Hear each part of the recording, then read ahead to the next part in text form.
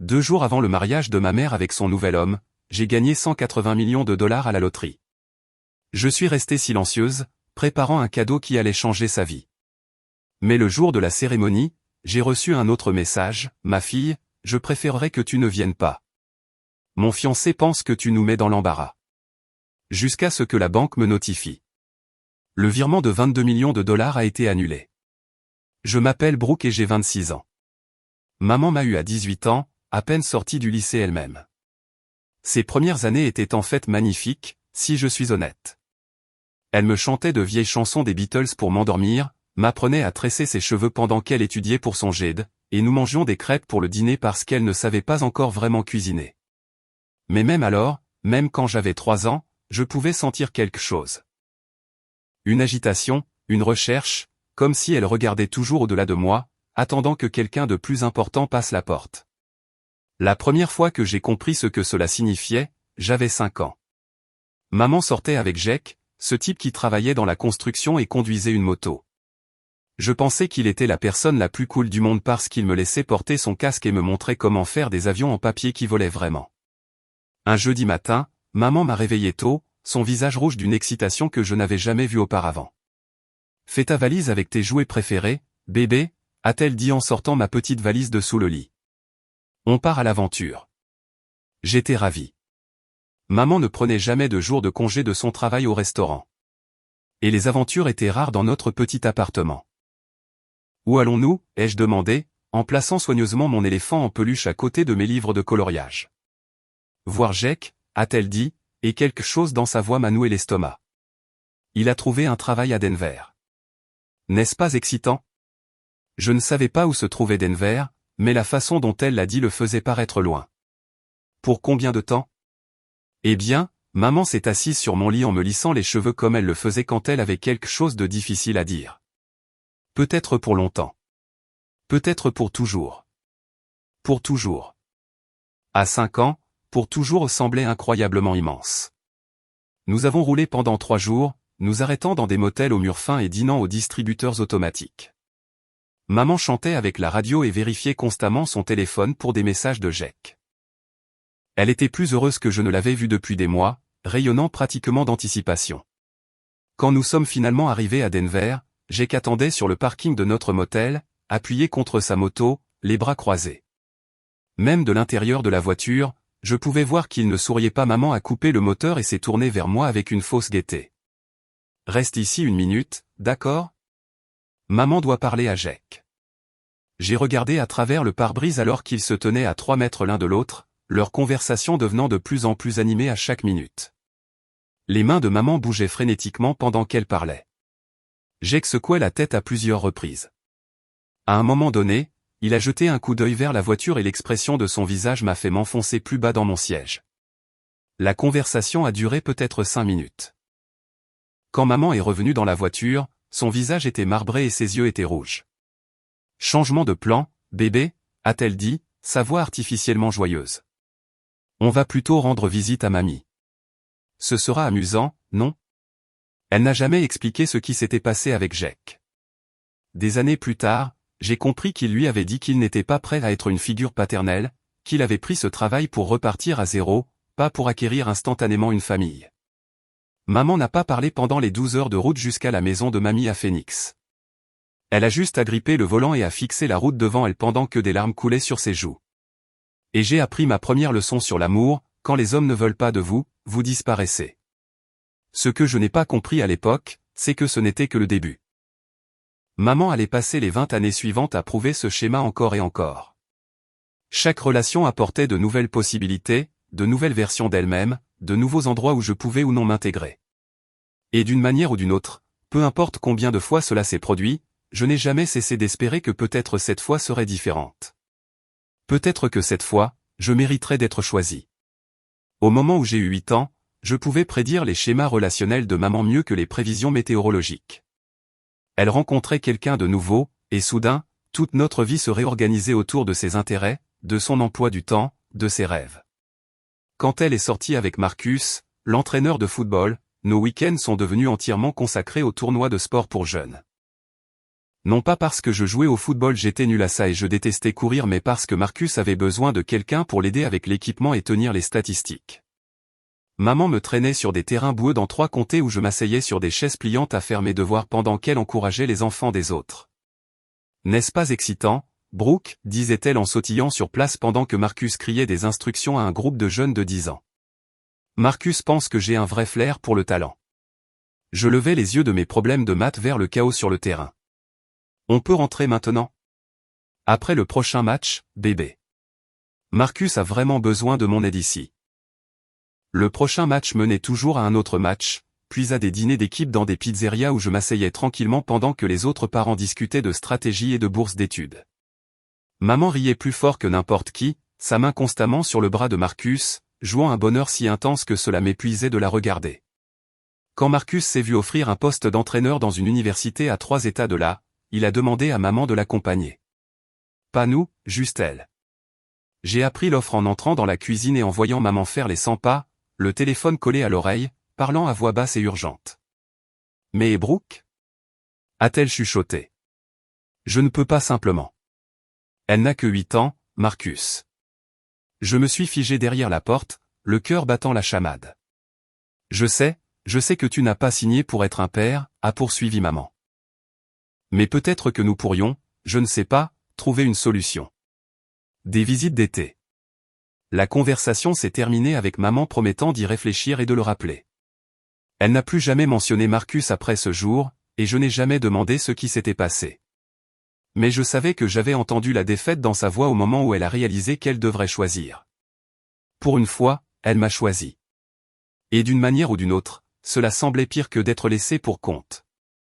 Le docteur Stevens, le chirurgien pédiatrique, est arrivé ensuite quand j'avais 10 ans. Soudain, notre appartement exigu était rempli de revues médicales, et maman a commencé à utiliser des mots comme crise humanitaire et initiative de santé mondiale. Elle s'entraînait à prononcer des noms de lieux comme le Bangladesh et la Somalie en préparant le dîner, ses yeux brillants de détermination. Le docteur Stevens fait un travail incroyable, disait-elle à quiconque voulait l'entendre. Il sauve la vie d'enfants dans des endroits où ils n'ont aucun autre espoir. Pouvez-vous imaginer à quel point cela doit être significatif? Je pouvais l'imaginer, en fait. Ce que je ne pouvais pas imaginer, c'était pourquoi cette signification ne semblait jamais s'étendre à l'enfant assis juste en face d'elle.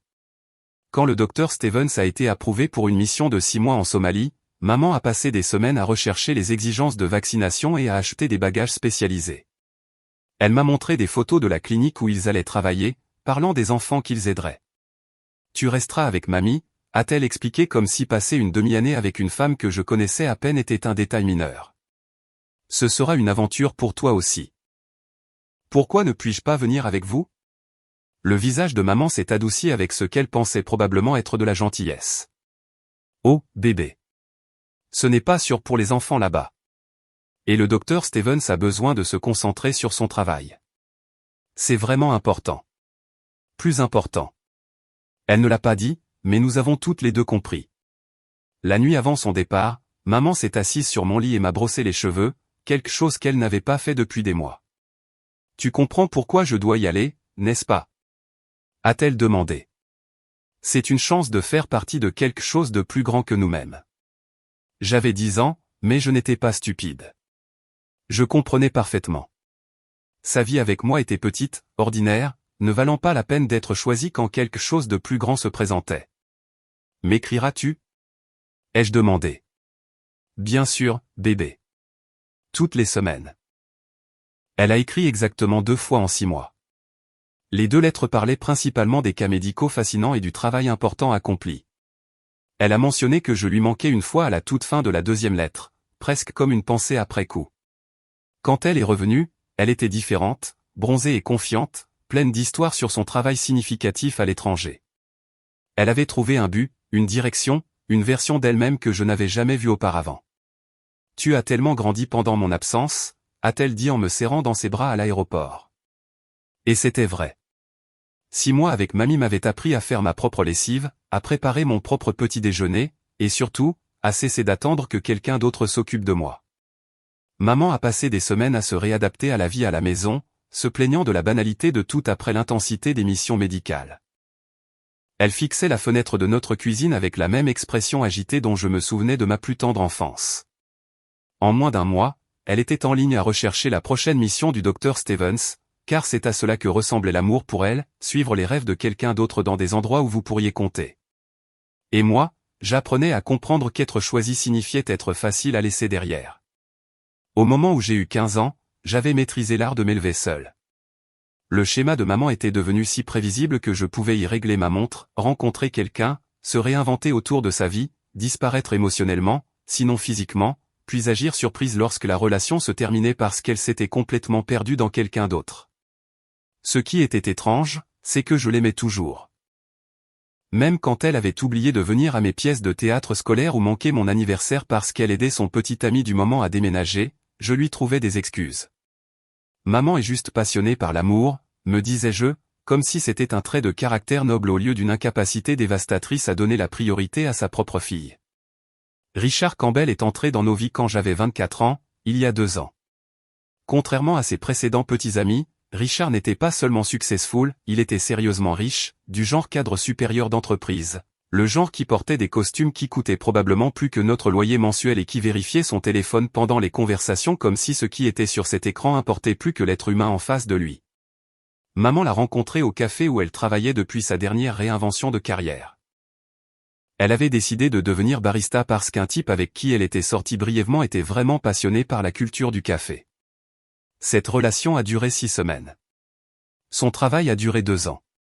Jusqu'à ce que Richard décide que son travail n'était plus nécessaire. La première fois qu'elle l'a amené dîner dans notre petit appartement, j'ai su que nous avions des ennuis. Richard a franchi notre porte d'entrée comme s'il visitait un musée de la pauvreté, observant nos meubles d'occasion et notre vaisselle dépareillée avec un dégoût à peine dissimulé. Charmant endroit, a-t-il dit, ce qui, dans le langage des riches, signifie « absolument horrible », mais je suis trop poli pour le dire. Maman vibrait pratiquement d'énergie nerveuse, s'affairant à essayer de rendre notre espace plus impressionnant. Elle avait emprunté de bons verres à vin à notre voisine et avait caché tous nos produits d'épicerie de marque générique au fond des placards, comme si Richard pouvait ouvrir notre réfrigérateur et nous juger pour avoir acheté du ketchup de marque de distributeur. Brooke vit seule depuis ses 18 ans, a expliqué maman, comme si mon indépendance était quelque chose qu'elle avait intentionnellement cultivé plutôt que quelque chose que j'avais développé par nécessité. Elle est incroyablement autonome. Les yeux de Richard se sont attardés sur mon uniforme de travail. Je dirigeais une petite agence de marketing à l'époque, gagnant un salaire décent, mais rien de glamour. C'est admirable, a-t-il dit d'un ton qui suggérait exactement le contraire. Tout le monde ne peut pas gérer les dettes d'études et les postes de débutants. Je n'avais pas mentionné de dette d'études. Maman devait lui avoir parlé de mes prêts étudiants lors d'une de leurs conversations pour apprendre à se connaître, présentant mes difficultés financières comme une conversation de dîner décontracté. En fait, dis-je en gardant une voix agréable, j'ai remboursé mes prêts l'année dernière, et j'ai été promu 2 fois depuis l'obtention de mon diplôme. Richard a haussé les sourcils comme si c'était une information légèrement surprenante. Eh bien, tant mieux pour vous. Il est important d'avoir des attentes réalistes en matière d'avancement de carrière.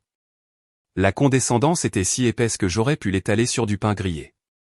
Mais maman a juste souri et a hoché la tête comme s'il m'avait fait une sorte de compliment. Ce dîner a duré 3 heures atroces, pendant lesquelles Richard a corrigé ma prononciation de « finance ». Apparemment, je le disais mal, a suggéré que je pourrais bénéficier de quelques cours de commerce malgré mon diplôme en commerce, et m'a demandé si j'avais déjà envisagé d'élargir mes compétences pour me rendre plus commercialisable. Après son départ, maman m'a suivi dans la cuisine où je faisais la vaisselle de manière agressive. « N'est-il pas merveilleux ?» s'est-elle exclamée. « Si sophistiqué, si réussi. Il sait vraiment comment réussir dans la vie. » J'ai frotté une assiette assez fort pour en effacer le motif. Il est certainement confiant. « Richard pense que tu as du potentiel », a-t-elle poursuivi, ignorant complètement mon ton. Il a mentionné qu'il pourrait peut-être t'aider à réseauter, te présenter à des gens qui pourraient faire avancer ta carrière. Bien sûr qu'il l'a fait, car rien ne disait plus romance que de traiter la fille de sa petite amie comme un cas de charité. Je me débrouille très bien toute seule, maman. Je sais que oui, bébé. Mais Richard a des relations que tu ne pourrais même pas imaginer. Des gens importants qui pourraient vraiment faire une différence dans ta vie. J'ai posé le plat que je l'avais et je me suis tourné pour lui faire face. Les joues de maman étaient rouges d'excitation comme toujours quand elle parlait de sa dernière relation. Elle croyait sincèrement que Richard allait résoudre tous nos problèmes, que son succès se transférerait à nous par proximité. Et toi, qu'est-ce que tu veux, maman? Et tes propres rêves? Elle a semblé confuse par la question. Que veux-tu dire? Je veux dire, que veux-tu faire de ta vie qui n'implique pas de t'adapter à la vision d'un homme sur qui tu devrais être? Pendant un instant, l'incertitude a vacillé sur son visage. Puis elle a redressé les épaules et a souri.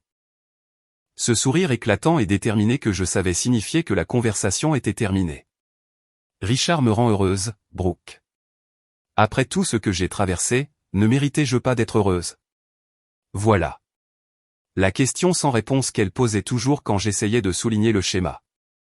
Bien sûr, elle méritait le bonheur. Mais pourquoi son bonheur exigeait-il toujours qu'elle s'efface? 6 mois plus tard, Richard l'a demandé en mariage lors d'un week-end à Napa auquel je n'étais pas invité. Maman m'a appelé du vignoble, sanglotant de joie au téléphone pendant que Richard se tenait probablement à proximité, vérifiant sa montre et calculant combien l'appel coûtait en frais d'itinérance internationale. On va se marier, Brooke. Peux-tu le croire? Moi, marié à quelqu'un comme Richard? Quelqu'un comme Richard. Comme si elle avait gagné à la loterie au lieu d'accepter de se lier légalement à un homme qui pensait que sa fille était une source d'embarras. C'est génial, maman, ai-je réussi à dire. Es-tu heureuse? Plus heureuse que je ne l'ai jamais été de ma vie. Et peut-être l'était-elle. Peut-être que l'amour ressemblait vraiment à disparaître dans la vision de perfection de quelqu'un d'autre. Mais la voir se transformer en la femme idéale de Richard au cours de l'année suivante, c'était comme regarder quelqu'un s'effacer lentement avec une gomme invisible. Elle a commencé à faire du shopping dans des magasins qu'elle ne pouvait pas se permettre, à lire des publications financières qu'elle ne comprenait pas, et à utiliser des mots comme « volatilité du marché » et « diversification de portefeuille » dans des conversations informelles. Le mariage était prévu pour un samedi de juin au Country Club de Richard. 250 invités, principalement ses associés et les membres de sa famille.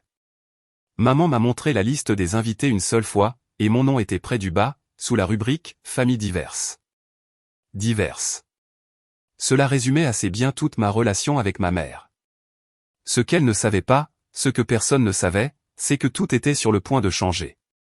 Car 2 jours avant son mariage parfait avec son homme parfait, j'ai acheté un billet de loterie à la station-service près de mon appartement, et j'ai gagné 180 millions de dollars. Le matin où j'ai découvert que j'avais gagné, je suis resté assise dans ma voiture devant le bureau de la loterie pendant 2 heures, à fixer le billet. 180 millions de dollars. Les chiffres étaient là, en noir et blanc, mais mon cerveau n'arrivait pas à comprendre ce qu'ils signifiaient. J'avais acheté le billet le jeudi soir, comme d'habitude. Chaque semaine depuis 3 ans, je m'arrêtais à la station-service Murphy en rentrant du travail et je dépensais 10 dollars en billets de loterie. Maman disait toujours que c'était un gaspillage d'argent, que j'aurais plus de chance en jetant mon argent directement à la poubelle. Richard avait même calculé l'improbabilité statistique de gagner lors d'une de ses conférences sur la responsabilité fiscale. Vous auriez littéralement plus de chances d'être frappé par la foudre, m'avait-il informé lors du dîner d'anniversaire de maman le mois dernier, 2 fois.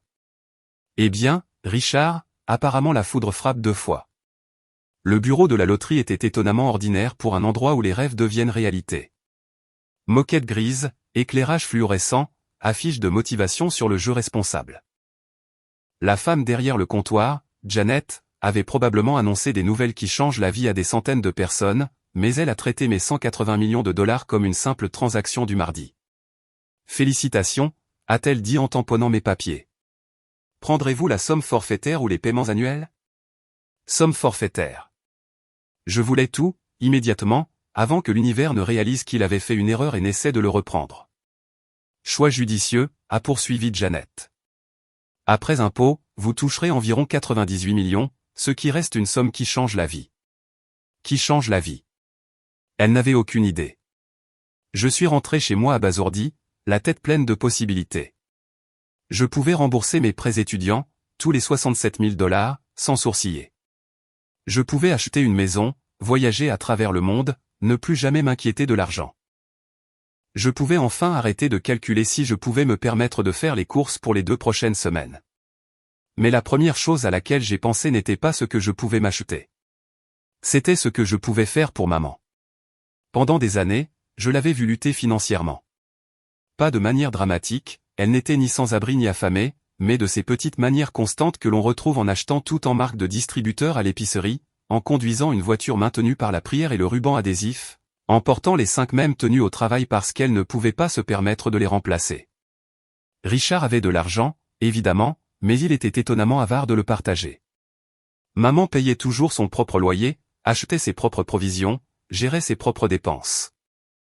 Quand sa voiture est tombée en panne le mois dernier, elle m'avait appelé pour me demander si je pouvais l'aider avec la facture de réparation, pas Richard. Il dit qu'il est important que je maintienne mon indépendance, avait-elle expliqué, ce qui ressemblait à du langage de riche pour dire « je ne veux pas être responsable de tes problèmes ». Alors, quand je suis entré dans mon appartement ce jeudi après-midi, plus riche de 98 millions de dollars que je ne l'étais ce matin-là, mon premier instinct a été de l'appeler. Puis je me suis arrêté. Et si je faisais quelque chose de plus grand? Et si, au lieu de lui parler de ma manne, je préparais quelque chose qui changerait vraiment sa vie? Quelque chose qui prouverait une fois pour toutes que je l'avais toujours aimé malgré tout. L'idée s'est formée lentement au cours des heures suivantes. Le mariage de maman et Richard était dans 2 jours. Et si j'organisais un énorme cadeau financier pour coïncider avec leur cérémonie? Pas juste un cadeau de mariage généreux, mais quelque chose de vraiment transformationnel, assez d'argent pour qu'elle n'ait plus jamais à s'inquiéter de ses finances, plus jamais à dépendre de la générosité conditionnelle de Richard. J'ai appelé mon avocat. Enfin, l'avocat que j'avais engagé exactement 4 heures plus tôt spécifiquement pour gérer cette situation, et je lui ai expliqué ce que je voulais faire. Un virement de 22 millions de dollars, a répété lentement David. Sur le compte de votre mère comme cadeau de mariage. Exactement. Mais je veux des protections légales en place. Si le mariage ne fonctionne pas, si Richard essaie d'en réclamer une partie, je veux une documentation en béton que cet argent lui appartient à elle seule. David est resté silencieux un moment. C'est incroyablement généreux. Et oui, nous pouvons le structurer pour protéger complètement ses intérêts.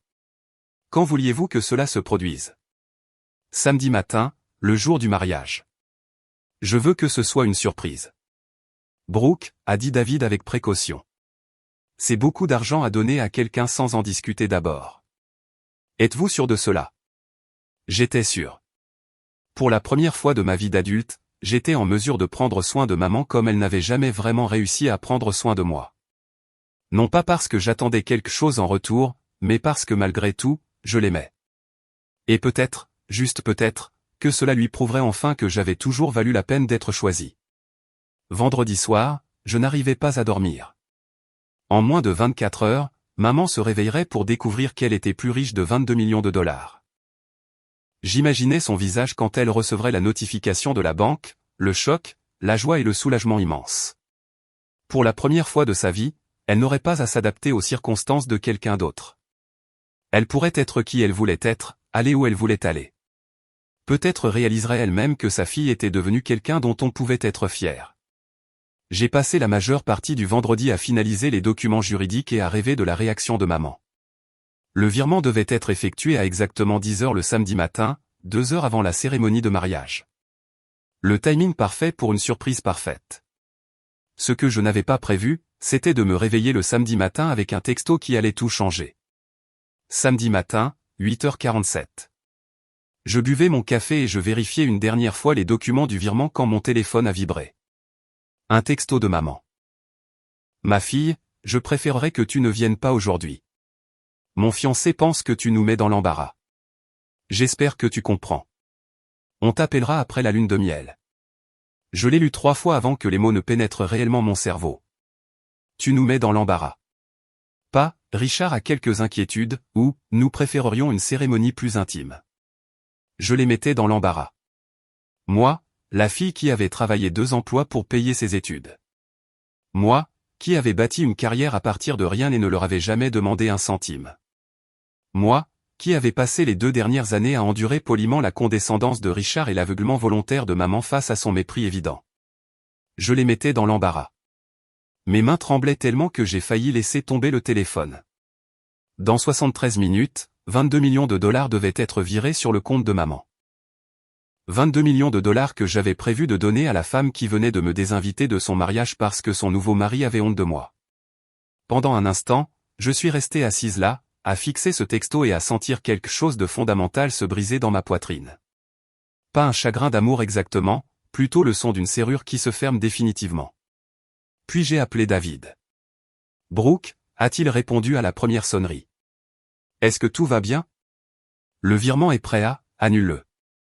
Silence. Je suis désolé? Annule le virement. Entièrement. Je ne veux pas qu'un seul dollar aille sur son compte. Brooke, ralentit. Que s'est-il passé? Je lui ai lu le texto, ma voix étonnamment stable. Quand j'ai eu fini, David est resté silencieux un long moment. Je vois, a-t-il finalement dit. Êtes-vous sûr de cela? C'est une somme d'argent importante, et cette décision semble très émotionnelle en ce moment. Je suis sûr. D'accord, je peux annuler le virement immédiatement.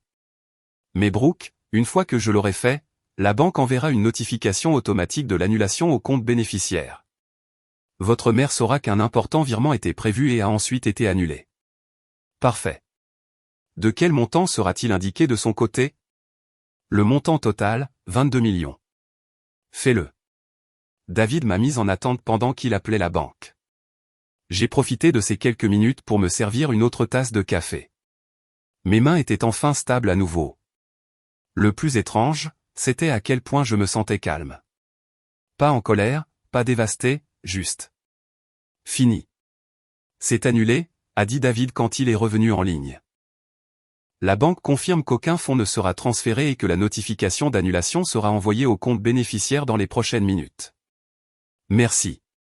Brooke, es-tu sûr que ça va? J'ai regardé mon appartement, mon petit, humble, embarrassant appartement que j'avais travaillé si dur à me payer. Je vais mieux que bien, David. Je suis libre. Nous avons raccroché et je me suis rassise à la table de ma cuisine pour attendre. L'appel est arrivé à 9h23. Brooke. La voix de maman était si forte que j'ai dû éloigner le téléphone de mon oreille. Qu'est-ce que c'est? Qu'est-ce que c'est que cette notification de la banque? Ça dit. Ça dit qu'un virement a été annulé pour 22 millions de dollars. 22 millions de dollars. J'ai pris une gorgée de mon café. Je t'entends, maman. Tu n'as pas besoin de crier. N'ose pas faire comme si de rien n'était avec moi en ce moment. D'où vient cet argent? Quel virement? Pourquoi mon nom était-il dessus? C'était un cadeau de mariage, dis-je simplement. J'ai gagné à la loterie. J'allais te donner 22 millions comme surprise pour ton grand jour. Le silence à l'autre bout du fil était si complet que j'ai cru que la communication avait été coupée. Tu as gagné à la loterie? Sa voix n'était plus qu'un murmure maintenant. Je dis. 180 millions au total. Je voulais le partager avec toi. Je pensais que peut-être, si tu n'avais plus jamais à t'inquiéter de l'argent, tu pourrais enfin être toi-même au lieu de celle que Richard veut que tu sois. Oh mon Dieu. Oh mon Dieu, Brooke. C'est incroyable. Ça change tout. Je n'arrive pas à croire. 22 millions auraient pu être, les jeux corrigés. Mais ensuite j'ai reçu ton texto ce matin. Un autre silence, plus long cette fois. Quel texto? Vraiment? Elle allait prétendre qu'elle ne se souvenait pas? Celui où tu me désinvites de ton mariage parce que je vous mets dans l'embarras, toi et Richard. Brooke, sa voix s'est éteinte. Ce n'était pas je ne voulais pas dire. Tu le pensais, maman. Tu pensais chaque mot. Et tu sais quoi? Tu as eu raison de l'envoyer. Ça m'a évité de faire une erreur de 22 millions de dollars. Bébé, s'il te plaît. Tu ne comprends pas la pression que je subis aujourd'hui. Le stress du mariage. Richard a des idées très précises sur la façon dont les choses devraient se passer. Et j'ai juste pensé. Tu as pensé que j'étais une source d'embarras. Tu avais probablement raison sur ce point aussi. Je ne m'intègre pas dans le monde de Richard, et je ne veux pas. Je ne suis pas assez sophistiqué, pas assez soigné, pas digne du risque d'être là quand il essaie d'impressionner ses amis. Ce n'est pas vrai. N'est-ce pas? Je me suis levé et je suis allé à ma fenêtre, regardant la ville en contrebas. Quand est-ce que tu m'as défendu pour la dernière fois face à lui, maman? Quand lui as-tu dit pour la dernière fois que je valais quelque chose? Pas de réponse. C'est ce que je pensais. Eh bien, voici le truc à propos de ces 22 millions. Ils sont partis. Tu as fait ton choix ce matin en envoyant ce texto. Tu as choisi Richard plutôt que moi, tout comme tu as choisi chaque homme plutôt que moi au cours des 20 dernières années. Et pour la première fois de ma vie, je me choisis plutôt que toi. Brooke, attends. Ne raccroche pas. On peut arranger ça. Je peux appeler Richard, tout lui expliquer. Tu peux toujours venir au mariage. Tout peut redevenir comme avant. Non, dis-je doucement. Ça ne peut vraiment pas, j'ai raccroché et j'ai éteint la sonnerie. Puis j'ai commandé des plats chinois à emporter, j'ai mis mon pyjama le plus confortable et j'ai passé la journée du mariage de ma mère à regarder Netflix en boucle avec 98 millions de dollars en banque et absolument aucun regret. Les coups à la porte de mon appartement ont commencé à 14h17, en plein milieu de la cérémonie à laquelle je n'étais soi-disant pas assez sophistiqué pour assister. J'ai mis ma série Netflix en pause et j'ai écouté. Les coups étaient frénétiques, désespérés, certainement pas ma voisine âgée demandant à emprunter du lait. À travers le Judas, je pouvais voir maman, toujours dans sa robe de mariée, le maquillage coulant sur son visage, les cheveux à moitié défaits de son chignon élaboré. Elle avait l'air d'avoir couru directement de l'hôtel à mon immeuble, ce qu'elle avait apparemment fait. Brooke. Sa voix était étouffée mais clairement paniquée. Brooke, s'il te plaît, ouvre la porte. Je sais que tu es là. Nous devons parler. Je me suis rassise sur mon canapé. En fait, non. Bébé, s'il te plaît. J'ai fait une erreur. Une terrible erreur. Laisse-moi entrer et on pourra arranger ça. On ne peut pas l'arranger depuis l'extérieur. Les coups se sont arrêtés. Je pouvais l'entendre pleurer à travers la porte mince, des sanglots haletants qui auraient pu me briser le cœur il y a 6 heures. Maintenant, il sonnait juste comme une performance coûteuse. Je suis parti, a-t-elle finalement dit. J'ai quitté le mariage. J'ai planté Richard et les 250 invités parce que j'ai réalisé ce que j'avais fait. Tu es plus importante que tout ça. J'ai coupé le son de la télé et je me suis approché de la porte. Tu dis ça parce que tu m'aimes ou parce que j'ai gagné 180 millions? Silence. C'est ce que je pensais. Brooke, ce n'est pas juste. Tu es ma fille. Bien sûr que tu comptes plus que l'argent. Vraiment? Parce que ce matin, tu m'as désinvité de ton mariage pour protéger l'image de ton fiancé. Mais maintenant que tu sais que je suis riche, soudainement je compte à nouveau. C'est drôle comme ça marche. À travers le Judas, je pouvais la voir s'appuyer contre le mur du couloir, sa robe coûteuse froissée et tachée. J'avais peur, a-t-elle chuchoté. Richard a des exigences si élevées, et je voulais que tout soit parfait. Je pensais que si tu n'étais pas là, si ce n'était que ses amis et sa famille, peut-être qu'il me verrait enfin comme digne de son monde. Et où est-ce que ça me laisse dans ton monde, maman? Tu es tout dans mon monde.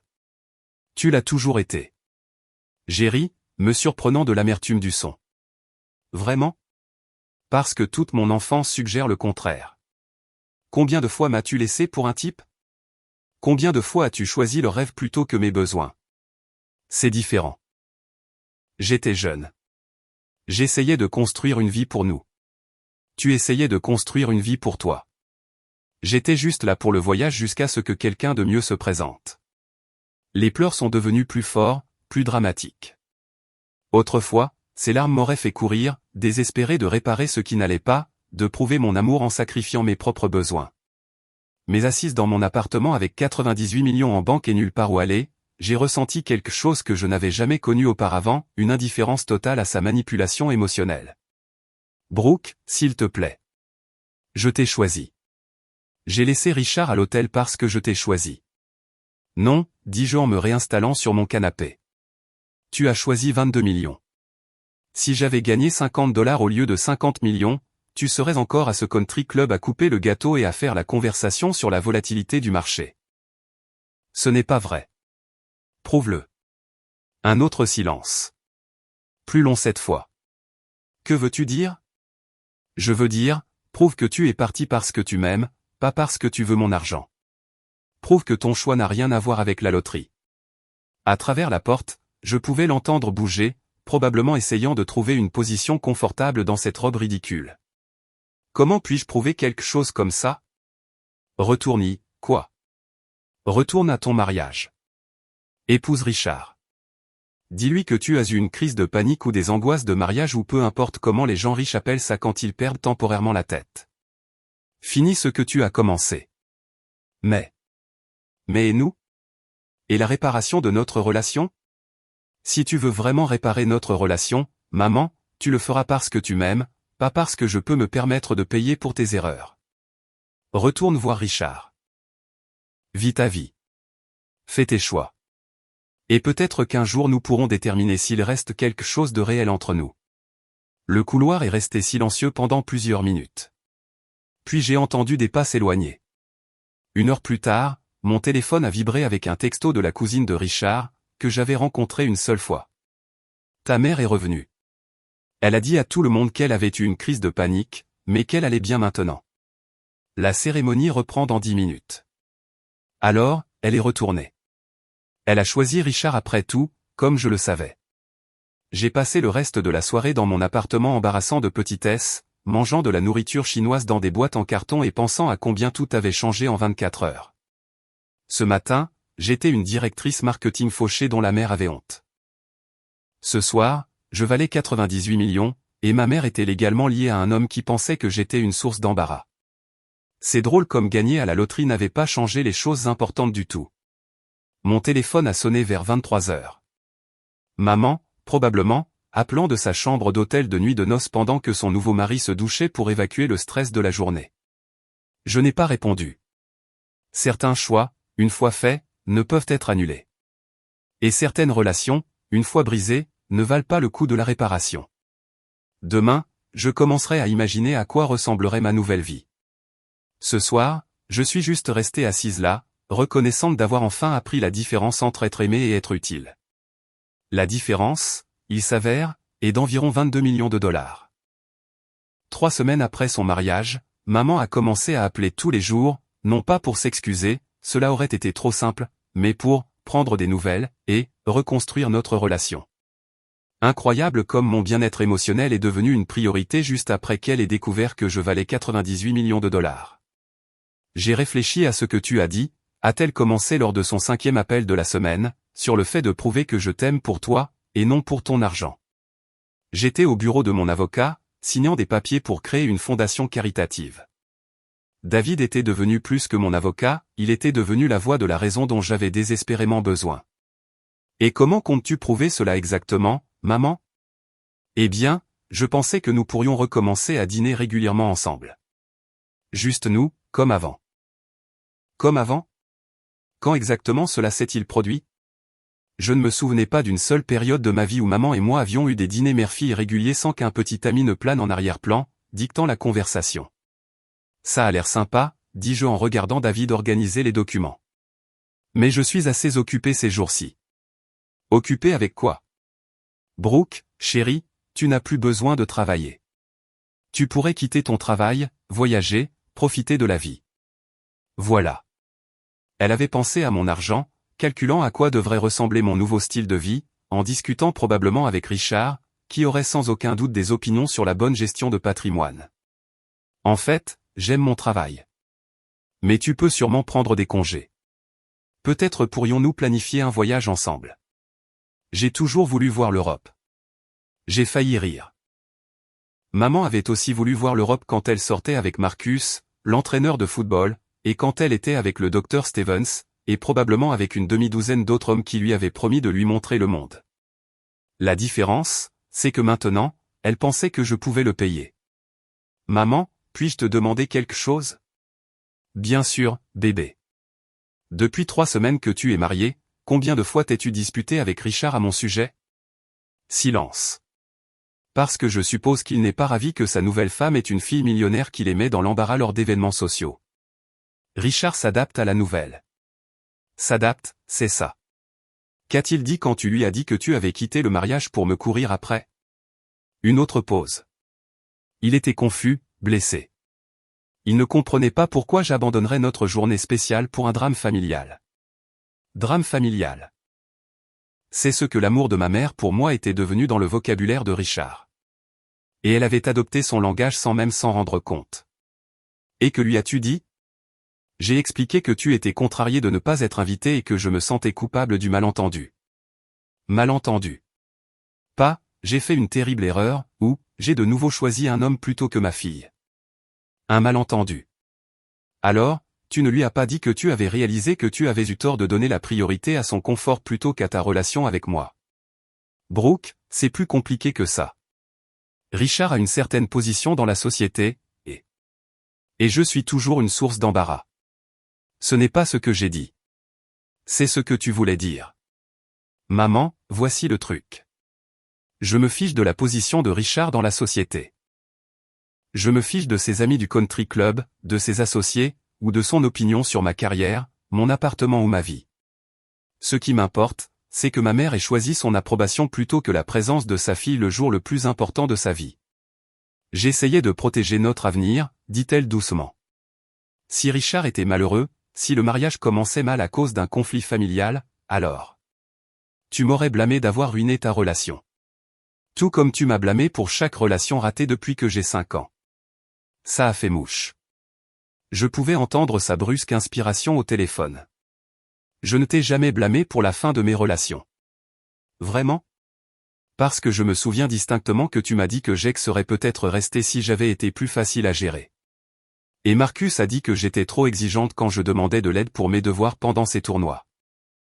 Et le docteur Stevens a spécifiquement mentionné que les enfants compliquent les missions internationales. C'étaient des situations différentes. Vraiment? Ou est-ce le même schéma que nous dansons depuis 20 ans, avec la seule différence que maintenant j'ai assez d'argent pour m'en éloigner? Le silence s'est étiré pendant 1 minute entière. Finalement, maman a parlé, sa voix plus petite que je ne l'avais entendue depuis des années. Que attends-tu de moi, Brooke? Comment puis-je réparer ça? C'était la bonne question, mais posée environ 20 ans trop tard. Je n'attends rien de toi, maman. C'est ce que j'essaie de te dire. Pour la première fois de ma vie, je n'ai pas besoin que tu me choisisses, que tu me protèges ou que tu me donnes la priorité. Je suis financièrement indépendante, émotionnellement stable et tout à fait capable de construire une vie sans ton approbation. Mais je veux faire partie de ta vie. Alors prouve-le. Arrête de m'appeler pour planifier des voyages en Europe que je paierai. Arrête de suggérer que je quitte mon travail parce que tu penses que les riches ne travaillent pas. Arrête d'essayer de gérer ma relation avec Richard alors que tu ne peux même pas gérer la tienne. Sois juste ma mère, sans arrière-pensée. Que pensez-vous qu'il va se passer ensuite? Croyez-vous que les gens peuvent vraiment changer ou sommes-nous tous condamnés à répéter les mêmes schémas pour toujours? Faites-le moi savoir dans les commentaires ci-dessous. La conversation s'est terminée par de vagues promesses de réfléchir à ce que j'avais dit. Mais je ne retenais pas mon souffle. Après tout, maman avait réfléchi à beaucoup de choses pendant 2 décennies. Et d'une manière ou d'une autre, elle parvenait toujours aux mêmes conclusions. 2 jours plus tard, David a appelé avec une nouvelle qui allait tout changer. Brooke, nous avons un problème.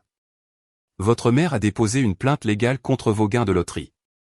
J'ai failli laisser tomber mon café. Elle a quoi? Elle prétend qu'en tant que votre famille immédiate, elle a des droits légaux sur une partie de vos gains. Son avocat soutient que l'achat de votre billet a été rendu possible par des années de soutien financier et émotionnel qu'elle a fourni, faisant d'elle essentiellement un partenaire silencieux dans votre investissement. L'audace était à couper le souffle. David, elle ne m'a pas apporté de soutien financier. Je suis financièrement indépendante depuis mes 18 ans. Je sais, mais elle prétend aussi que votre décision d'annuler le virement de 22 millions de dollars a été prise sous la contrainte émotionnelle et que vous n'avez pas la capacité de gérer une somme aussi importante de manière responsable. Je me suis assise lourdement sur ma chaise de cuisine. Elle essaie de me faire déclarer incompétente. Essentiellement, oui. C'est un coup de poker, mais cela va nous obliger à répondre formellement, ce qui signifie que cela va devenir très public, très désordonné et très coûteux. En y repensant, j'aurais dû le voir venir. Maman avait passé toute mon enfance à m'apprendre que l'amour était conditionnel, que les soins venaient avec des conditions, que la loyauté familiale était une transaction à sens unique. Pourquoi 100 millions changeraient-ils les mathématiques fondamentales de notre relation? Mais assise dans ma cuisine ce matin-là, lisant les documents juridiques que David avait transmis, j'ai ressenti quelque chose que je n'avais jamais connu auparavant, une clarté totale sur qui était vraiment ma mère. Et pour la première fois en 26 ans, j'étais prête à cesser de faire semblant. Les documents juridiques étaient une lecture fascinante si vous aimiez la fiction créative.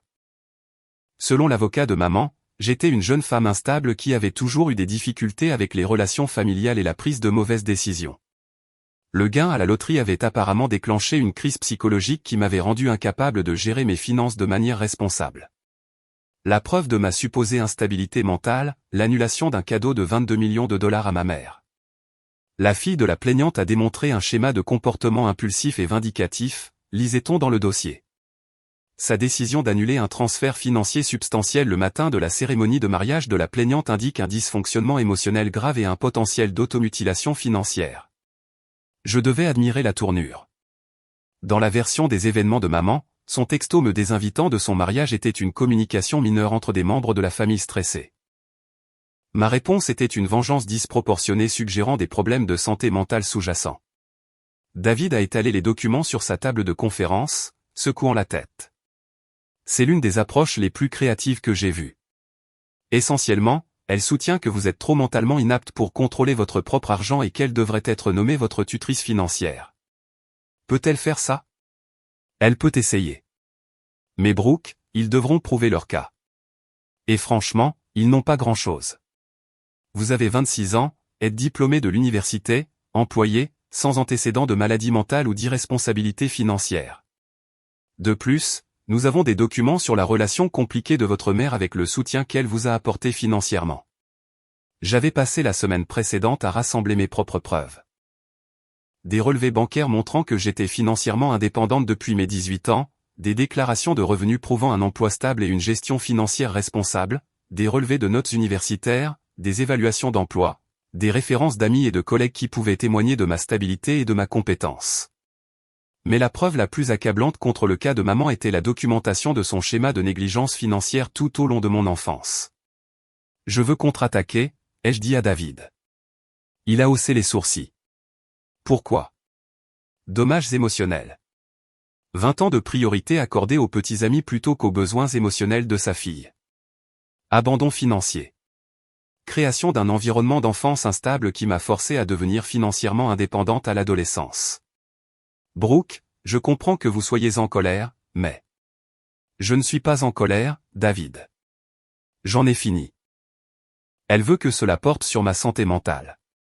Faisons en sorte que cela porte sur ses compétences parentales. La contre-poursuite que nous avons déposée a brossé un tableau très différent de notre dynamique familiale. 20 ans de négligence, d'abandon et de manipulation émotionnelle documentée. Des dossiers scolaires montrant des contacts d'urgence parce que maman voyageait avec le petit ami qu'elle suivait ce mois-là.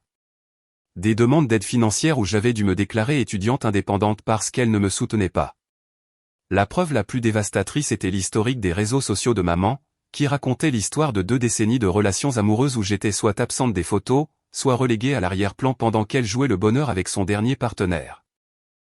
Votre honneur, a dit David lors de notre audience préliminaire, l'affirmation de la plaignante selon laquelle elle a soutenu financièrement sa fille est contredite par une documentation détaillée montrant que Madame Brooke Mitchell est financièrement indépendante depuis l'âge de 18 ans. De plus, le schéma de relations amoureuses de la plaignante a systématiquement donné la priorité à ses partenaires plutôt qu'aux besoins émotionnels de sa fille, créant un environnement où Madame Mitchell a appris à ne compter que sur elle-même. L'avocat de maman, un type lisse dans un costume cher que Richard avait probablement payé, a essayé de me dépeindre comme une fille ingrate devenue vindicative après être devenue riche. Le refus de la défenderesse de partager sa manne avec la femme qui l'a élevée démontre un mépris insensible pour les liens familiaux et la décence humaine la plus élémentaire. Décence humaine la plus élémentaire. C'était riche de la part de quelqu'un représentant une femme qui avait désinvité sa propre fille de son mariage. La juge, une femme pragmatique d'une 50aine d'années, a semblé peu impressionnée par les arguments de maman. Monsieur l'avocat, soutenez-vous que gagner à la loterie crée une obligation de partager ses gains avec les membres de sa famille? Nous soutenons que le processus de prise de décision de la défenderesse a été compromis par une instabilité émotionnelle et que son refus d'honorer son intention initiale de donner de l'argent à sa mère indique un mauvais jugement. Son intention initiale était de donner de l'argent à sa mère comme cadeau de mariage, a noté la juge en feuilletant nos dossiers. Selon ces documents, la mère a ensuite envoyé un texto désinvitant sa fille de la cérémonie de mariage. Est-ce exact? L'avocat de maman a bougé mal à l'aise. Votre honneur, c'était une mauvaise communication pendant une période de stress. Monsieur l'avocat, je vous demande des faits, pas des interprétations. La plaignante a-t-elle envoyé à sa fille un message indiquant qu'elle préférait que sa fille n'assiste pas au mariage? Une longue pause. Oui, votre honneur. Et la défenderesse a répondu en annulant le don financier. Oui, votre honneur, mais... Ce qui suggère que sa prise de décision était en fait assez logique. Si quelqu'un me désinvite de son mariage parce que je le mets dans l'embarras, je ne lui donnerai probablement pas 22 millions de dollars non plus. J'ai dû me mordre la lèvre pour ne pas sourire. L'audience a duré 2 heures, au cours desquelles le cas de maman s'est effondré comme un château de cartes dans un ouragan. À la fin, même son avocat cher payé avait l'air de vouloir être n'importe où ailleurs. La motion de la plaignante est rejetée, a statué la juge. De plus, ce tribunal juge la plainte frivole et sans fondement. Madame Mitchell, vous n'avez aucune obligation légale de partager vos gains de loterie avec qui que ce soit, quelle que soit la relation familiale. L'affaire est classée. En sortant de cette salle d'audience, je me sentais plus légère que je ne l'avais été depuis des mois. Non pas parce que j'avais gagné, l'issue n'avait jamais vraiment été mise en doute, mais parce que la dernière illusion sur ma relation avec maman avait finalement été brisée. Elle avait littéralement essayé de me faire déclarer mentalement incompétente pour pouvoir voler mon argent. Et d'une manière ou d'une autre, cette clarté était le cadeau le plus libérateur qu'elle m'ait jamais fait. Les appels téléphoniques ont commencé immédiatement après le rejet de l'affaire par le tribunal. Pas de maman. Elle était apparemment trop embarrassée pour me contacter directement, mais des membres de la famille de Richard, des connaissances communes, même des parents éloignés à qui je n'avais pas parlé depuis des années. Brooke, c'est ta cousine Jennifer. J'espère que tu comprends que ta mère est juste confuse en ce moment. Le stress du mariage, le choc de ton gain à la loterie, tout cela a été accablant pour elle. Confuse? C'était le mot que tout le monde semblait utiliser pour décrire une femme adulte qui a essayé de voler légalement l'argent de sa fille. Jennifer, elle a intenté un procès en prétendant que j'étais mentalement incompétente. Ce n'est pas de la confusion, c'est du calcul. Eh bien, peut-être que si tu lui parlais. J'ai raccroché. Jennifer a rappelé 2 fois. Je n'ai pas répondu. L'oncle Paul a laissé un message vocal. Brooke, ma chérie, je sais que les familles traversent des moments difficiles, mais cela est allé trop loin. Ta mère t'a élevée seule, a tant sacrifié pour toi. Le moins que tu puisses faire est de partager une partie de ta bonne fortune. Tant sacrifié. Qu'est-ce que maman avait sacrifié exactement? Chaque décision majeure qu'elle avait prise donnait la priorité à son propre bonheur romantique plutôt qu'à mes besoins. Le seul sacrifice qu'elle ait jamais fait était de renoncer à des relations potentielles avec des hommes qui ne voulaient pas d'enfants. Et elle avait très clairement fait savoir que ces sacrifices n'étaient pas volontaires. Même ma grand-mère a appelé, sa voix faible mais déterminée. Brooke, je ne comprends pas ce qui se passe entre toi et ta mère. Mais cette histoire de procès déchire la famille. Ne peux-tu pas simplement lui donner un peu d'argent et mettre fin à toute cette folie? Juste lui donner un peu d'argent. Comme si 26 ans d'abandon émotionnel pouvaient être résolus par une transaction financière. Mais c'est la sœur de Richard qui a délivré le message le plus révélateur. Brooke, Richard est très préoccupé par l'impact de cette situation juridique sur la santé mentale de sa femme. Peut-être pourrions-nous organiser un règlement à l'amiable qui serait acceptable pour tout le monde. La santé mentale de sa femme, pas la relation de sa belle-fille avec sa mère, pas les dommages que ce procès causait à notre famille. La santé mentale de sa femme, et par extension, son propre confort et sa réputation. J'ai écouté tous ces messages en étant assise dans le bureau de mon avocat, examinant les offres de règlement qui continuaient d'arriver via l'avocat de maman. Il commence à 50 millions, a rapporté David. 50% de vos gains après impôt. Il présente cela comme un partage équitable des actifs familiaux. Actifs familiaux. J'ai ri, mais il n'y avait pas beaucoup d'humour là-dedans. David, quel pourcentage des dépenses de mon enfance ma mère a-t-elle réellement payé? Il a feuilleté l'analyse financière que nous avions préparée pour la contre-poursuite. Sur la base de vos dossiers scolaires, de vos arrangements de logement et du soutien documenté, environ 60%. Vous étiez financièrement responsable de vous-même à partir de l'âge de 16 ans environ. Alors, elle veut 50% de l'argent que j'ai gagné en tant qu'adulte après avoir payé 40% de mon enfance. Les maths ne sont pas en sa faveur. Non. Les offres ont continué à baisser. 40 millions, 30, 20. À chaque réduction, le langage des propositions de règlement devenait plus désespéré, plus manipulateur. La plaignante souhaite restaurer l'harmonie familiale et estime qu'un geste financier démontrerait la bonne foi des deux parties, lisait-on dans une lettre. Un geste financier. Il voulait que je paie pour le privilège d'être traité comme un être humain par ma propre mère. Et si nous faisions une contre-offre, a suggéré David. Pas un règlement de leur procès, nous l'avons déjà gagné. Mais peut-être un don unique, à vos conditions, avec une documentation claire indiquant qu'il est volontaire et met fin à toute réclamation financière future. J'y ai réfléchi pendant 3 jours. Non pas parce que j'étais tenté de donner à maman des millions de dollars, mais parce que j'essayais de déterminer s'il y avait une partie de moi qui espérait encore que notre relation pourrait être sauvée. La réponse était non. Mais il y avait autre chose. Une petite graine de ce que je ne peux décrire que comme de la pitié. Pas pour la femme qui m'avait abandonné émotionnellement pendant 2 décennies, mais pour la femme si désespérée d'approbation masculine qu'elle sacrifierait sa relation avec son unique enfant pour cela. Je veux faire une offre finale, ai-je dit à David. 2 millions de dollars. Pas un règlement, un cadeau. Avec un langage juridique en béton stipulant que cela met fin à toute réclamation financière future de sa part ou de toute personne agissant en son nom. 2 millions, c'est généreux, Brooke. Beaucoup plus généreux que la situation ne le justifie. Il ne s'agit pas de ce qu'elle mérite, David. Il s'agit de qui je veux être. Je ne veux pas être quelqu'un qui aurait pu aider et a choisi de ne pas le faire, même si la personne ayant besoin d'aide m'a terriblement traité. Les documents ont été rédigés en 1 semaine. 2 millions de dollars transférés directement sur un compte au nom de maman uniquement, avec des protections juridiques garantissant que Richard ne pourrait pas y toucher.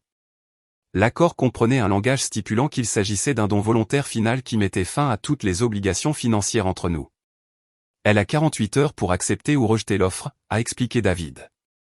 Si elle la rejette ou essaie de négocier, l'offre est définitivement retirée. Maman a accepté en moins de 6 heures. Le virement a été effectué un vendredi après-midi.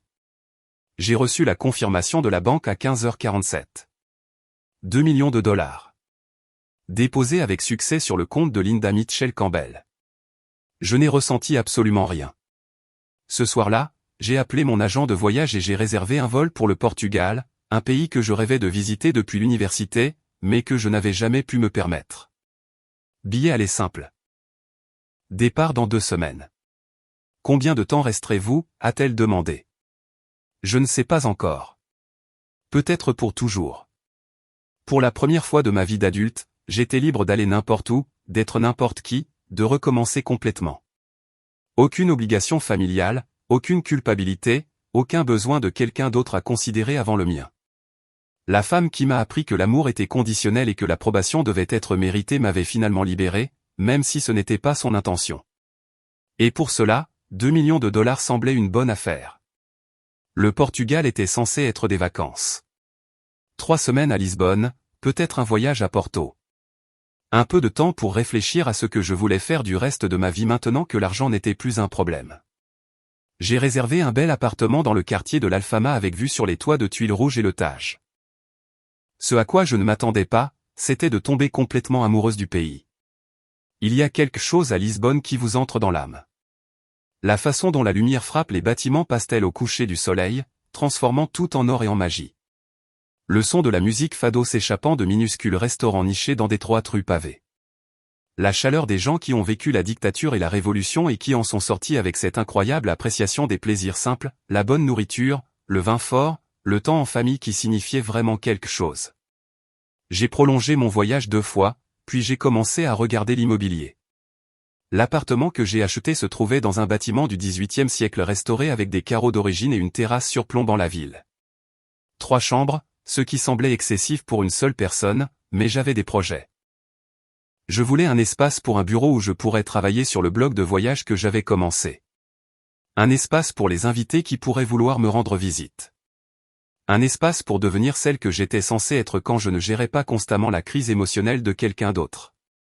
Le processus d'achat d'une propriété au Portugal en tant qu'américaine était compliqué mais pas impossible, surtout quand on avait des avocats et de l'argent pour faciliter les choses. En 6 mois, j'étais une résidente légale avec une belle maison et un réseau croissant d'amis qui me connaissaient comme Brooke, l'écrivaine américaine, et non Brooke, la gagnante de la loterie avec des drames familiaux. J'ai gardé mon numéro de téléphone, mais j'ai changé mon adresse auprès de tout le monde sauf David et ma banque.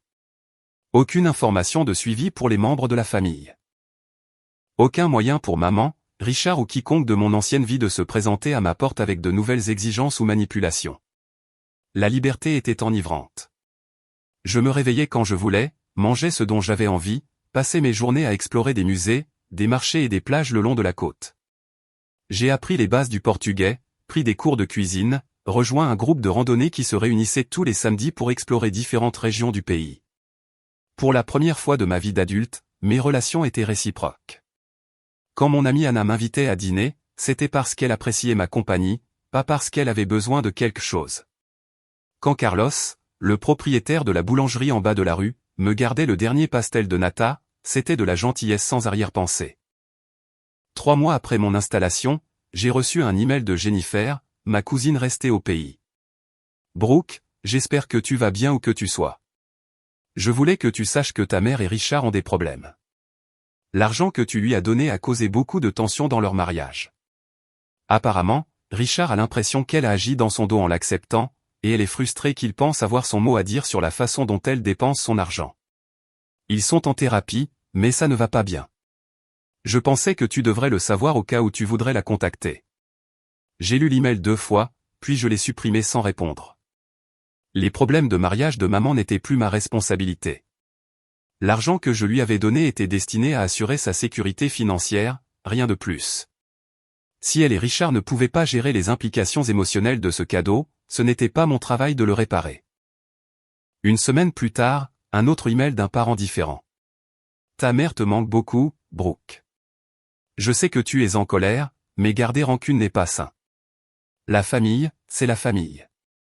La famille, c'est la famille. Le cri de ralliement des gens qui avaient permis le dysfonctionnement pendant des années plutôt que de l'aborder. J'ai mis en place un message de réponse automatique. Merci de votre sollicitude. Je vais très bien dans ma nouvelle vie. Veuillez ne pas me contacter au sujet des affaires familiales car je ne suis plus disponible pour ces discussions. Les emails se sont arrêtés après ça. 6 mois au Portugal sont devenus 1 an. J'ai publié mon blog de voyage sous forme de livre, j'ai créé une entreprise de conseil pour aider les Américains à naviguer dans les déménagements internationaux, et j'ai acheté un petit vignoble dans la vallée du Douro comme investissement et projet créatif. Je suis sorti avec quelques personnes. Un architecte portugais qui était brillant et gentil mais qui voulait finalement des choses différentes. Un expatrié britannique qui était charmant mais trop récemment divorcé pour être sérieux avec qui que ce soit. Rien de dramatique ou de compliqué, juste des relations adultes normales qui se sont terminées à l'amiable lorsque nous avons réalisé que nous n'étions pas compatibles. C'était révolutionnaire. Cette idée que les relations pouvaient se terminer sans traumatisme ni manipulation, ni que quelqu'un soit qualifié de méchant. Au premier anniversaire de mon arrivée au Portugal, j'étais assise sur ma terrasse avec un verre de vin, regardant le coucher de soleil peindre Lisbonne de nuances d'or et de rose, quand mon téléphone a sonné. Numéro international inconnu, probablement du spam, mais quelque chose m'a poussé à répondre. Brooke. La voix de maman était plus petite que dans mon souvenir, hésitante d'une manière qui semblait sincèrement incertaine plutôt que manipulatrice. Bonjour, maman. Je ne savais pas si tu répondrais. Je n'étais même pas sûr que ce numéro fonctionnait encore. Il fonctionne. Comment l'as-tu eu? J'ai engagé un détective privé. Je sais que ça a l'air terrible, mais j'avais besoin de savoir si tu allais bien. Tu as juste disparu et personne ne voulait me dire où tu étais allé. J'ai pris une gorgée de vin et j'ai regardé un couple marcher main dans la rue en contrebas. Je vais bien, maman. Mieux que bien, en fait. Vas-tu rentrer à la maison? C'est ma maison maintenant. Une longue pause. Brooke, je sais que j'ai fait des erreurs. De terribles erreurs. Le procès était l'idée de Richard, mais j'ai suivi, et c'était mal. Je suis en thérapie pour essayer de comprendre pourquoi je continue de faire les mêmes choix encore et encore. C'est bien, maman. Tout le monde peut bénéficier d'une thérapie. Richard et moi divorçons. Je n'ai rien ressenti. Pas de satisfaction, pas de justification, pas de tristesse, juste un léger intérêt, comme entendre parler de la météo dans un endroit que vous ne visiteriez jamais. Je suis désolé d'entendre ça. Vraiment? Parce que je l'ai quitté, Brooke. J'ai finalement choisi différemment. Je me suis choisi moi-même. Et par extension, je t'ai choisi. Est-ce que ça ne compte pas pour quelque chose? C'était la bonne question, mais posée environ 15 ans trop tard. Maman, je suis contente que tu fasses des choix plus sains. Mais tu ne m'as pas choisi quand ça comptait. Tu m'as choisi quand ton mariage est devenu gênant, ce qui n'est pas la même chose. Alors c'est tout? Tu ne rentreras jamais à la maison, tu ne me parleras plus jamais? J'ai regardé la ville que j'avais appris à aimer. La vie que j'avais construite à partir de rien. La paix que j'avais trouvée en cessant d'essayer de mériter un amour qui n'était jamais vraiment disponible. Je ne sais pas, maman. Peut-être qu'un jour nous aurons une conversation différente, mais pour l'instant, je suis exactement là où je dois être. Après avoir raccroché, je suis resté assise sur ma terrasse jusqu'à ce que les étoiles apparaissent, pensant au schéma, au choix et à la différence entre aimer quelqu'un et être disponible pour son dysfonctionnement. Maman était enfin en thérapie, remettant enfin en question les choix qu'elle avait faits pendant 26 ans. C'était un progrès, même s'il arrivait 20 ans en retard. Mais son cheminement vers la santé émotionnelle n'était plus à moi de le gérer. J'avais passé assez de temps à essayer d'aimer quelqu'un pour qu'il fasse de meilleurs choix. Maintenant, enfin, je me choisissais moi-même. La deuxième année au Portugal a apporté une clarté inattendue sur ce à quoi j'avais réellement échappé en quittant l'Amérique. Ce n'était pas seulement le dysfonctionnement de maman. C'était tout un écosystème de personnes qui avaient normalisé la manipulation émotionnelle comme de la loyauté familiale. J'ai réalisé cela lorsque ma grand-mère est décédée et que je suis retourné pour les funérailles. L'église était pleine de parents que je n'avais pas vus depuis 2 ans, tous semblant choqués par mon apparence. J'avais perdu du poids au Portugal, non pas à cause du stress, mais grâce à la randonnée, à la natation et à la consommation d'aliments frais au lieu de plats préparés.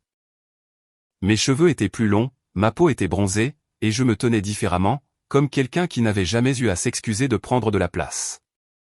Brooke. Tante Linda m'a attrapé le bras alors que j'entrais dans l'église.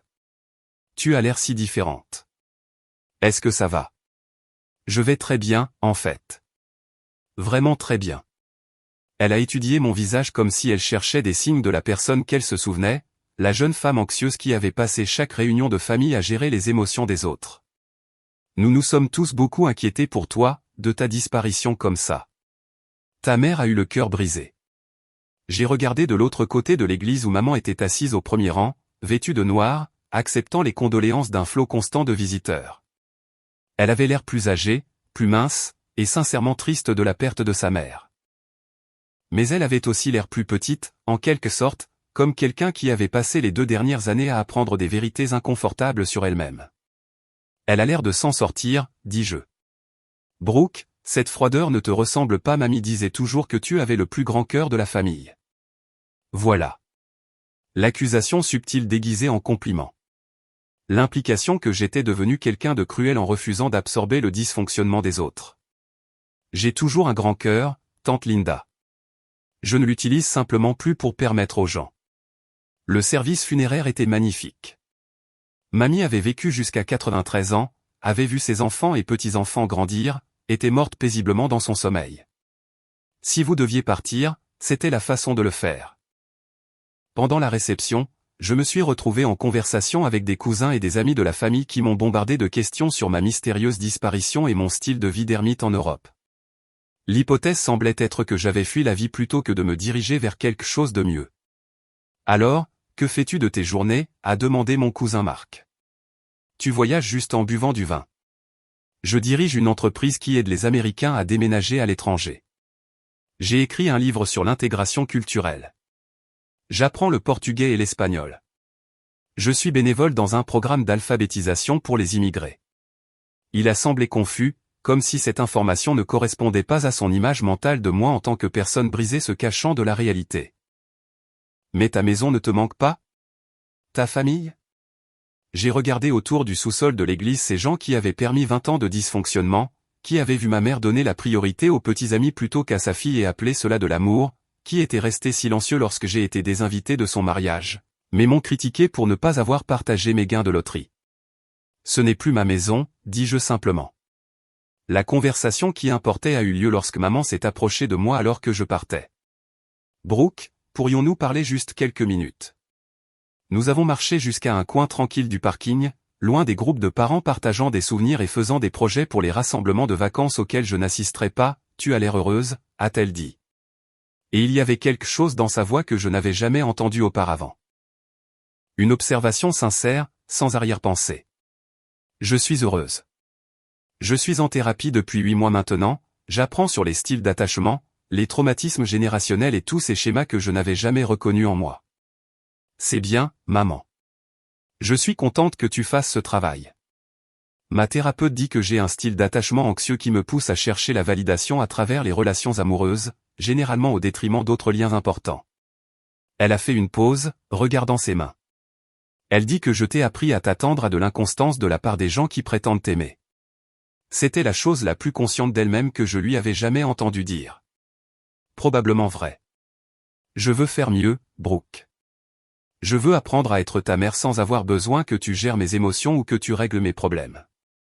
Maman, c'est génial. J'espère sincèrement que tu réussiras, mais tu ne veux pas faire partie de ce processus. J'y ai réfléchi attentivement, regardant cette femme qui m'avait mise au monde, mais qui n'avait jamais vraiment appris à être ma mère. Elle essayait maintenant, à 50 ans, de devenir la personne qu'elle aurait dû être à 20 ans. L'effort était admirable, mais ce n'était pas ma responsabilité de le soutenir. Je veux que tu sois heureuse et en bonne santé, dis-je finalement. Mais je ne veux pas être ton terrain d'entraînement pour apprendre à avoir des relations fonctionnelles. J'ai passé 26 ans à être ton système de soutien émotionnel pendant que tu apprenais à aimer les hommes plus que ta fille. J'ai fini avec ce travail.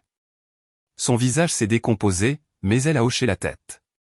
Je comprends. Vraiment ? Parce que comprendre et accepter sont des choses différentes. Je l'accepte, a-t-elle dit doucement. Ça ne me plaît pas, mais je l'accepte. Tu as le droit de te protéger des gens qui t'ont fait du mal, même si l'une de ces personnes est moi.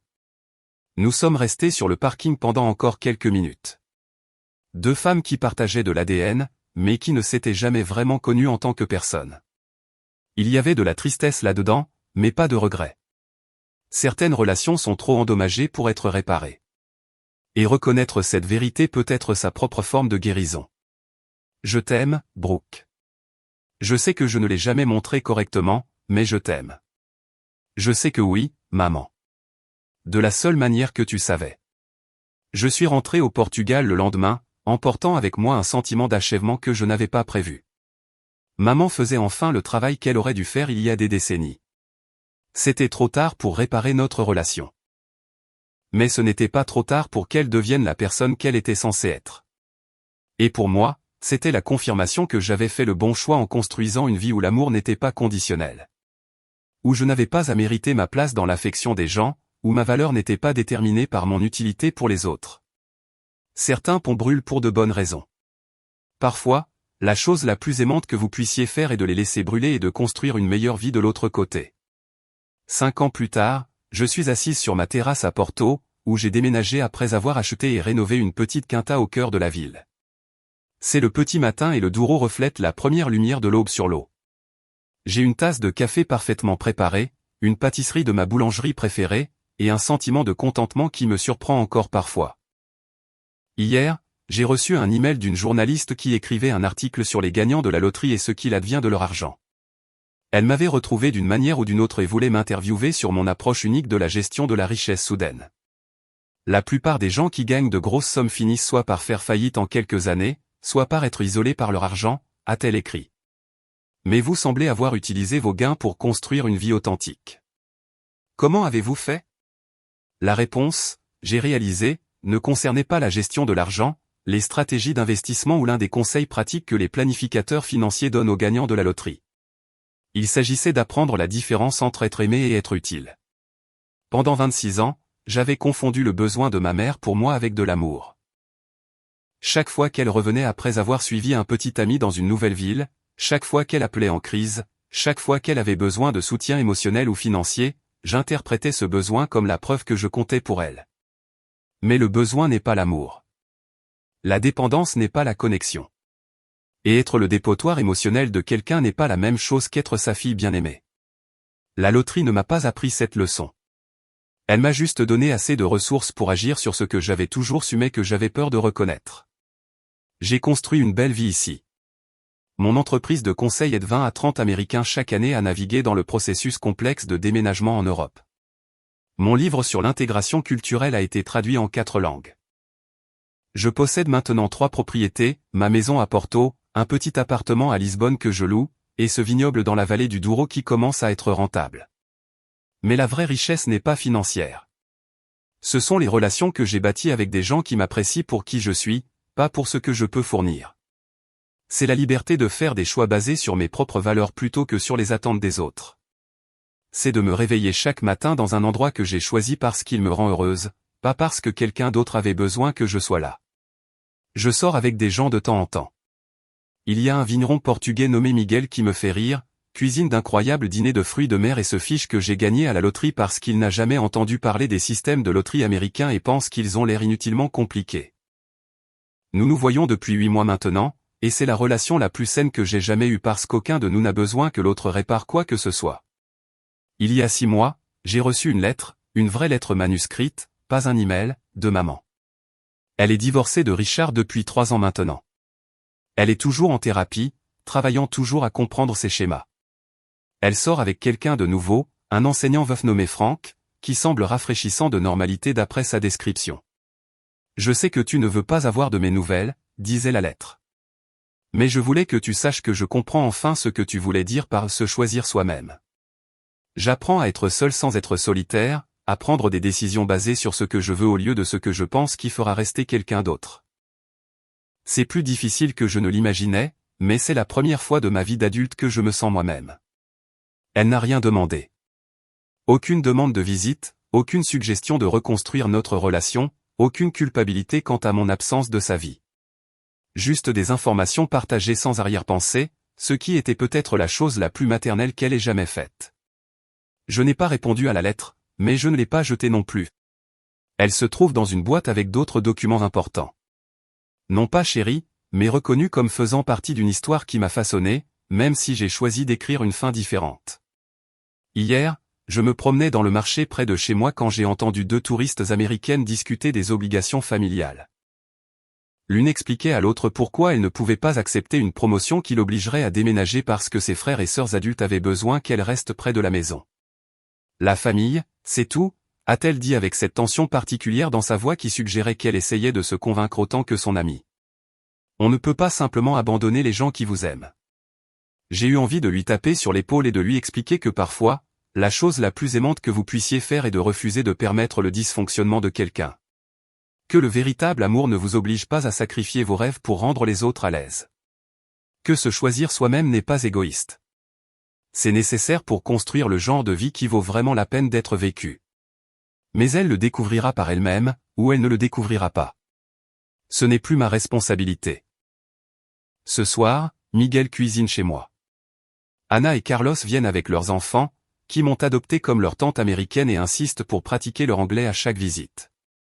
Nous mangerons trop, boirons du bon vin et nous disputerons sur le football dans un mélange de portugais et d'anglais qui ne devrait pas fonctionner, mais qui fonctionne d'une manière ou d'une autre. C'est une soirée simple avec des gens qui se soucient de moi sans condition. Des gens qui ne m'ont jamais demandé d'argent, de faveur ou de services de gestion émotionnelle. Des gens qui me voient comme complète, exactement comme je suis. La loterie m'a donné 98 millions de dollars. Mais m'éloigner d'une famille qui me voyait comme un distributeur automatique avec des problèmes d'abandon m'a donné quelque chose de plus précieux, la chance de découvrir qui je suis vraiment quand je n'essaie pas constamment de mériter un amour qui n'était jamais vraiment disponible. Maman m'a appris que l'amour est conditionnel, que l'approbation doit être méritée, que la loyauté familiale ne va que dans un sens. Elle avait tort sur toute la ligne. Mais apprendre cette vérité a été l'éducation la plus précieuse que j'ai jamais reçue. Certaines personnes naissent en comprenant leurs valeurs. D'autres doivent gagner à la loterie et perdre leur famille pour le découvrir. Je suis reconnaissante que cela ne m'ait coûté que 22 millions de dollars et 26 ans pour apprendre que le choix le plus important que j'ai jamais fait était de me choisir moi-même. Et si cette histoire a résonné en vous, si vous avez déjà eu l'impression de devoir mériter un amour qui aurait dû être donné librement, assurez-vous de liker et de vous abonner pour plus d'histoires sur le fait de se choisir soi-même plutôt que le dysfonctionnement, même lorsque ce choix a un prix. Car la liberté, j'ai appris, en vaut toujours la peine.